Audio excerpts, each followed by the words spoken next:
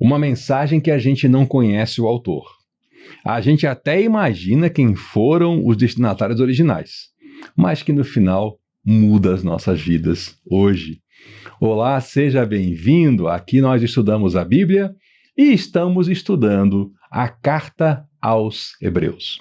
Deus amado, obrigado por essa carta, obrigado pela Bíblia, obrigado por cada pessoa que se envolveu com a preservação do texto sagrado, com a transmissão desse texto, com a tradução para o nosso idioma, com a publicação e todos que se envolveram para que de alguma maneira o livro sagrado chegasse em nossas mãos. Obrigado, Senhor. Agora te pedimos, nos abre os corações, trabalha, Senhor, no nosso interior, para que a gente receba a Tua palavra como semente em terra fértil. E assim nós oramos juntos em nome de Jesus. Amém. Vamos então, Hebreus, capítulo 2. Eu estou apresentando para você aqui no comecinho algumas características, né?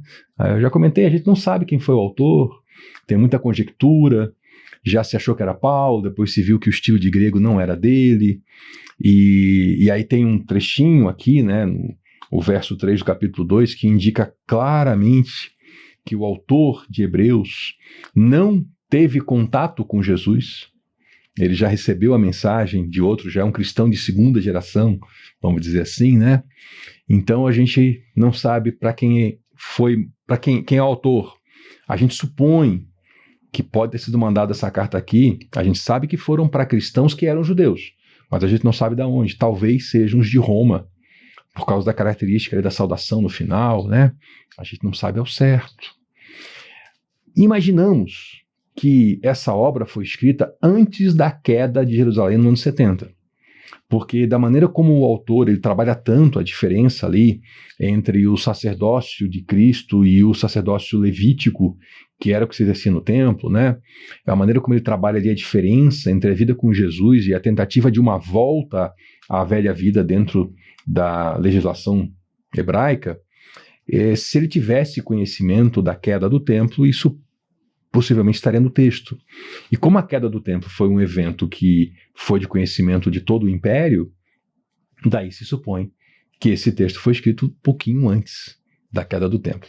Eu comentei que todo mundo foi um evento grandioso, né? Chegou a todo mundo no império. Em Roma mesmo, foi feita uma gravura em relevo, em rocha, da procissão dos prisioneiros chegando em Roma, e aí a menorá sendo transportada. A menorá é aquele castiçal gigantesco feito com um talento de ouro, que está aproximadamente 35 quilos de ouro puro, e isso é grafado lá em rocha, né? Então foi um evento grandioso. Bom, com isso a gente agora volta aqui para o nosso texto sagrado. No capítulo 1 a gente viu que o autor sagrado ele já começou sem uma saudação, sem uma abertura do tipo carta. Aliás, o texto como um todo não tem cara de carta, tem cara de ser uma homilética, uma pregação escrita, ainda que no final tenha uma saudação típica de carta. E ele começa ali o capítulo 1 tratando da superioridade de Jesus em relação aos anjos. Aí é curioso, né, que a gente está nos dias de hoje vendo pessoas que invocam o nome de Cristo sobre si, dizendo que Jesus Cristo era o arcanjo Miguel. O que é muito estranho, porque ele deixa de ser o filho de Deus e passa a ser um arcanjo, uma criatura criada, e aí contraria todo o escrito aqui da Escritura Sagrada, aqui especialmente em Hebreus, né? Se você tem dúvida, coloque na internet para pesquisar. Jesus, arcanjo Miguel, você vai até se surpreender, talvez, né? Com pregadores famosos aí que são até recebidos em igrejas evangélicas para pregar, mas que têm doutrinas bastante esquisitas. O pessoal devia ter um pouquinho mais de cuidado com quem convida para subir ao local de pregação nas suas comunidades. Vamos lá então, capítulo 2 da carta de Hebreus, a partir do verso 1, diz assim a palavra do Senhor. Por isso é preciso, pausa já, por isso o quê? Por causa do conteúdo que ele trouxe no capítulo 1, a superioridade de Jesus em relação aos anjos. Então, é preciso, por causa desse conteúdo, é preciso que prestemos maior atenção ao que temos ouvido, para que jamais nos desviemos. Os destinatários dessa carta, cristãos que vinham do judaísmo, estavam correndo o risco de se desviarem do caminho de Cristo. Era uma tentação naquela época, por causa do aperto que estava sendo dado sobre a igreja, era uma tentação para muitos Vamos voltar para o judaísmo, né? E aí o autor está mostrando, olha só, vocês já entenderam aqui que o ministério de Cristo, ele é o ministério, ele é o resultado final, é para onde aponta a Escritura Sagrada. Então, com isso em mente, a gente tem que se apegar ao que a gente já aprendeu para nunca se desviar, porque eles estavam correndo o risco de se desviar. Aí, sabe, aos pouquinhos, fazendo concessões, e aí daqui a pouco podiam estar negando o nome de Cristo. Por quê? Se a mensagem transmitida por anjos provou a sua firmeza, vou interromper a frase, depois eu retomo ela, tá? Como assim mensagem transmitida por anjos? Ele está se referindo às mensagens do Antigo Testamento. Anjos, essa palavra quer dizer mensageiros. Então, tanto significa os profetas do Antigo Testamento, quanto anjos mesmo, como manifestações de Deus. Por exemplo, quando Abraão recebeu lá na sua tenda 3 anjos, 3 homens que ele viu, e era Deus, ele não estava sabendo, né? Então essa é a ideia de anjo. A palavra anjo, já comentei com você anteriormente, mas vamos de novo. No original grego é a mesma palavra que a gente traduz por anjo e por mensageiro. Lá no começo de Apocalipse, o anjo da igreja era o pastor da igreja, o mensageiro da igreja. Teve episódio que Jesus mandou os apóstolos na frente, lá para Samaria, no original está a mesma palavra para anjo. Então, se essa mensagem transmitida por mensageiros provou a sua firmeza, e toda transgressão e desobediência recebeu sua punição, a gente viu isso no Antigo Testamento, né? Como escaparemos se negligenciarmos tão grande salvação? Ora, se a mensagem que veio por mensageiro foi confirmada e quem transgrediu foi punido, quanto mais quando vem a própria mensagem que é Jesus Cristo, porque ele é o evangelho, ele é a boa notícia. Então, como que a gente vai escapar se a gente transgredir e fizer pouco caso dessa tão grande salvação, negligenciar essa salvação? E aí fala que essa salvação, primeiramente, ela foi anunciada pelo Senhor, Jesus. Jesus anunciou a salvação. E aí depois foi confirmada por quem ouviu de Jesus. Então esse autor aqui de Hebreus não era dos discípulos originais de Cristo. Não era dos 12, não era daquele círculo maior. Vamos lembrar, a gente viu nos evangelhos, né? Tinha um círculo maior de discípulos, não era só os 12. Nós vimos que quando Jesus ressuscitou, isso Paulo nos contou na carta dele aos Coríntios, que de uma vez só o Senhor apareceu a mais de 500 pessoas, 500 discípulos, que já eram discípulos. Então Jesus tinha um grupo de discípulos, tá? Então ele fala que primeiro foi anunciada pelo Senhor e depois foi confirmada por quem ouviu do Senhor. Então ele mesmo não ouviu. Ele já era um cristão de uma segunda geração de cristãos. Aqui eu só quero fazer uma partezinha, tá? Eu não sei se você que me vê sabe encontrar esses conteúdos aqui no canal, tá? Se você não sabe, olha na descrição desse vídeo, é o primeiro item, como usar este canal para estudar sua Bíblia. Aos 3 minutos desse vídeo aparece aqui em cima um cartão, um card, né? Com o mesmo link para o mesmo vídeo. E no final desse vídeo, no finalzinho, vai aparecer mais ou menos aqui assim, ó, uma telinha quadrada que você clicando vai para esse vídeo, que é uma espécie de um manual do canal. E é ali que você vai encontrar, por exemplo, os evangelhos, Mateus, Marcos, Lucas e João, que já estão completinhos aqui no canal. A carta de Paulo aos Coríntios, que eu citei agora, também já está completinha aqui no canal. E por aí vai. Então voltamos aqui para o texto sagrado. Deus também deu testemunho dessa grande salvação, por meio de sinais, maravilhas, diversos milagres e dons do Espírito Santo, distribuídos de acordo com a sua vontade. Aqui o autor de Hebreus ele faz eco ao apóstolo João, autor do Evangelho de João. Quando a gente estudou João, nós vimos que o apóstolo, quando ele citava um milagre, um acontecimento fabuloso que Jesus fazia, ele chamava de sinal. O sinal é aquilo que aponta para algo. Então, o apóstolo João, ele percebia os milagres como o apontar para algo maior, que era Jesus, que era a salvação. E também aqui o autor de Hebreus faz isso, ele fala, olha, Deus também deu testemunho da salvação por meio do quê? De sinais, maravilhas. É uma outra expressão para dizer, também falar sobre esses milagres, sobre esses grandes eventos, né? Diversos milagres, e aí também os dons do Espírito Santo, distribuídos de acordo com a sua vontade. Então, até mesmo os dons do Espírito Santo, eles são uma maneira de Deus dar testemunho da salvação. Veja que tudo isso é para levar as pessoas à salvação. Não é para o simples deleite da igreja, e olha, é muito bom, é maravilhoso, por exemplo, que Deus tenha concedido para a sua igreja dons de curar. É maravilhoso que Deus tenha levantado na sua igreja profetas. Mas isso não é simplesmente para o prazer da igreja ou para a fuga da dor. Uma pessoa que está sofrendo uma dor terrível, tem uma doença e recebe uma cura, essa cura não é simplesmente pela cura, é para apontar como um sinal para a salvação, para que essa pessoa ou outras pessoas que tenham notícia desse testemunho sejam salvas. Até porque as pessoas que são curadas, o que acontece? Ao final da vida, elas morrem.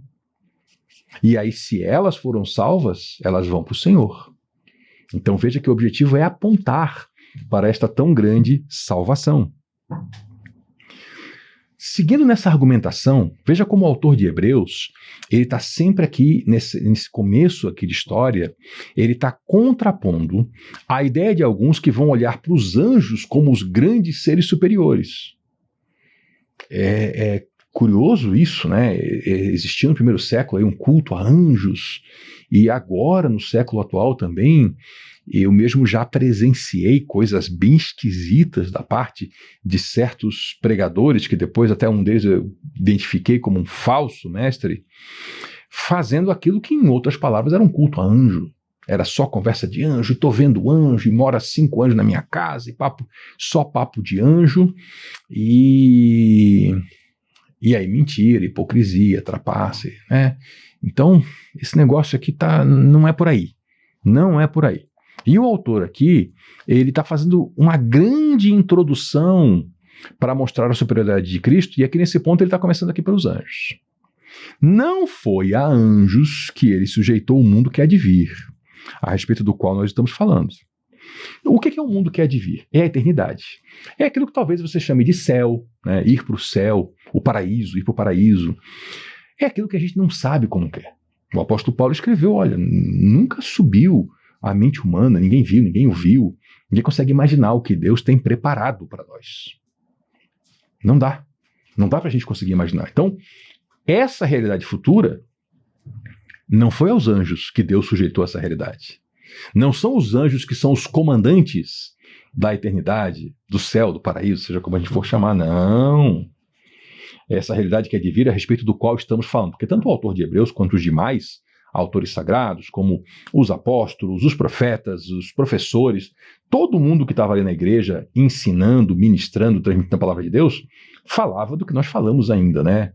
Que é essa realidade futura, a salvação ainda como algo que há de vir, além daquela salvação que nós já desfrutamos hoje. Mas alguém em certo lugar testemunhou dizendo, ele aqui não está dizendo quem é esse alguém, aliás é muito comum, né? A gente quando lê o Novo Testamento é muito comum, ele diz assim, como foi dito, disse o profeta, e às vezes o texto sagrado, dentro do conteúdo do texto, não diz exatamente qual a passagem do Antigo Testamento é citada. Aí tem as modernas edições da Bíblia, como essa que eu estou usando aqui, que quando a gente vai ler esse texto, aqui tem uma letrinha, um A e depois tem um B, aí eu vou lá embaixo na página, naquela parte chamada rodapé, e aí tem a referência dizendo qual é o texto do Antigo Testamento. Então, no caso aqui é o Salmo 84, Salmo 8, os versos 4 a 6. Por isso que é interessante você ter uma Bíblia com essas referências, uma Bíblia anotada, uma Bíblia de estudo, para você sempre também saber como se situar, ir lá, conferir o texto e ter essa visão melhor. Por exemplo, vou aqui puxar um vídeo um pouquinho ali de trás do canal, quando nós estudamos a primeira carta de Pedro, que eu falei sobre os maridos opressores, que não entendiam o texto sagrado porque não estudavam, e aí tinha a questão da mulher se sujeitar ao marido como Sara se sujeitou a Abraão. O que eu fiz naquela ocasião? Eu fui com você lá no Antigo Testamento ver como é que era a vida de Sara com Abraão. E aí nós vimos que não era o que esses malvados que maltratam as esposas estão fazendo. Não era nada disso, não. Tá vendo como é importante a gente fazer esses cruzamentos, essas referências? Isso é o estudo da Bíblia. É por isso que eu falo sempre, aqui nós estudamos a Bíblia. Aqui não é um canal de pregações, onde eu vou pegar uma pequena porção da Escritura e vou trabalhar bastante a aplicação na sua vida de hoje. Não, não. Aqui é um canal de estudo, onde a gente fica o tempo todo mergulhando no texto sagrado e indo de um texto para suas outras referências e voltando, tentando pegar o significado de palavra, contexto, como é que era história, geografia, política, religião, tudo que envolve aquele texto para a gente absorver o máximo de conhecimento. É muito importante você estudar a Bíblia. Então vamos lá para o que o autor de Hebreus está dizendo para a gente, né? Alguém em certo lugar testemunhou dizendo, o certo lugar, Salmo 8, versos 4 a 6. O que é o homem para que com ele te importes? E o filho do homem para que com ele te preocupes? Tu o fizeste um pouco menor do que os anjos, e o coroaste de glória e de honra. Tudo sujeitaste debaixo dos seus pés. Uma leitura rápida desse texto, desatenta, pode levar o leitor a pensar assim, ele está falando da humanidade. Mas uma leitura em detalhes, a gente vai ver, opa, tem coisa aqui que não cabe para a humanidade, só cabe para Jesus. Que é aqui o finalzinho, né? Tudo sujeitasse debaixo dos seus pés. Só Jesus. Mas vamos para o comecinho aqui dessa citação. O que é o homem para que com ele te importe? Isso aqui é a humanidade. O que somos nós para sermos alvo do amor de Deus, do se importar de Deus, a ponto de Deus amar o mundo de tal maneira que ele tenha dado seu único filho para que todo aquele que nele crê não pereça, mas tenha vida eterna. É o clássico texto lá da cristandade, né? Que a gente sempre estuda. Que é o homem para que com ele te importes e o filho do homem para que com ele te preocupes. Aqui o filho do homem pode ser também aplicado como humanidade, os seres humanos, mas o autor sagrado já vai fazendo uma transição para o filho de Deus, aqui o filho do homem no sentido estrito, Jesus, né? Tu o fizeste um pouco menor do que os anjos. Por quê? No ministério terreno de Jesus, ele estava limitado, ele se autolimitou, ele se despiu da sua glória para vir a esse mundo. Ele já não era mais onipresente. Então, quando ele foi da Galileia, no norte de Israel, para a Judéia, ele falou, vamos, e saiu caminhando, porque ele tinha que se deslocar de um lugar para o outro. Ele não era mais presente em todos os lugares, isso quer dizer onipresente.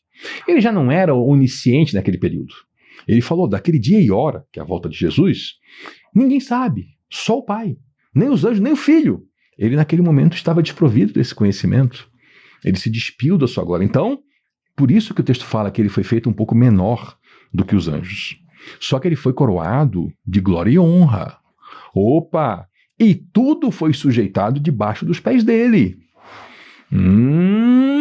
Então, ainda que ele tenha tido uma passagem por essa terra numa autolimitação, a gente já sabe, a gente estudou isso. Ele está lá à direita do Pai, num trono à direita de Deus, coroado de glória e de honra. Tudo foi sujeito a ele, inclusive os anjos. Olha, ao lhe sujeitar todas as coisas, nada deixou que não lhe tivesse sujeito, inclusive os anjos. Inclusive os anjos.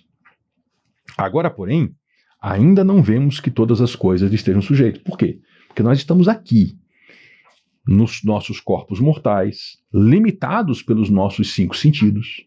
Então nós não vemos as realidades espirituais. Nós vemos o que a gente realmente consegue enxergar, né? Então isso é muito limitado. Só que nós vemos todavia, aquele que por um pouco foi feito menor do que os anjos, Jesus. Um pouquinho de tempo, né? Nós o vemos. Mas nós vemos... Cadê? Não, aí entra a fé. Esse vemos aqui já é um vemos da fé. Nós, cristãos, vemos Jesus como nosso Senhor. Nós temos essa firme convicção, ainda que realmente, fisicamente, a gente não tenha enxergado ele com os olhos, né? Mas a gente faz isso com o coração. Jesus, coroado de honra e de glória. Olha, o Senhor sobre todos. E ele, por ter sofrido a morte... Então, vemos aquele que por um pouco foi feito menor do que os anjos, Jesus, coroado de honra e glória, por ter sofrido a morte. Para que essa morte? Para que, pela graça de Deus, em favor de todos, ele experimentasse a morte. Então, a morte de Jesus, isso é muito importante, tá? Não caia no erro de pessoas bem intencionadas, mas mal informadas, que não leem a Bíblia. Alguns acham que Jesus foi um grande injustiçado. Foi. Mas não é só isso. Alguns acham, ele foi um homem santo, um homem bom, que foi morto pelo poder estatal. Mais uma vítima. Não, mais uma não. Ele é especial, ele é único, tá? Jesus, ele se entregou à morte, ele permitiu o seu aprisionamento, tortura e morte, depois tomou a sua vida de volta e ressuscitou, para experimentar essa morte em favor de todos. Para encerrar aqui esse conteúdo, nesse vídeo, dá uma pausa até o próximo, vou pegar esse todos aqui, tá? Não quer dizer isso, obviamente, que todos estão salvos. Nós temos que fazer a nossa escolha. Mas quer dizer que o sacrifício de Cristo foi em favor de todos. Olha aqui. Pela graça de Deus, em favor de todos, experimentasse a morte. O Senhor abriu as portas do céu, as portas do paraíso, a todos os seres humanos. Só que compete ao ser humano escolher. Aí cai por terra aquela teoria de uma parte da cristandade que ainda continua insistindo, pegando versículo fora de contexto, ignorando textos como esse. Ah, não, eles acham que Deus fez lá umas pessoas lá, que já no começo, antes da eternidade, Deus escolheu, esses aqui eu vou fazer eles já para jogar no inferno. Esses aqui eu vou fazer para levar para o céu. Não é bíblico isso. Olha o que é bíblico. Jesus morreu por todos. E nós precisamos fazer a nossa escolha. Assim, vou dar aquela pausa, até o próximo vídeo. Lhe faço 2 convites. Um é aquele meu pedido para você compartilhar esse vídeo com uma pessoa, para ajudar essa pessoa a compreender mais a Escritura. E o outro é para você voltar no próximo vídeo, para a gente seguir o nosso estudo e nos aprofundar um pouquinho mais nessa carta. Até lá!